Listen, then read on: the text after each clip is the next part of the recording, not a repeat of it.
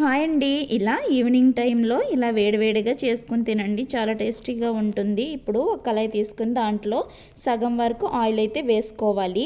ఇప్పుడు ఒక గిన్నె తీసుకుని సన్నగా తరిగి పెట్టుకున్న ఆనియన్స్, దాంట్లోనే పచ్చిమిర్చి, కొంచెం కరివేపాకు, దాంట్లోనే కొంచెం అల్లం వెల్లుల్లి పేస్ట్, తగినంత సాల్ట్ వేసుకోవాలి. ఇప్పుడు చిన్న బౌల్తో శనగపిండి అయితే వేసుకోవాలండి.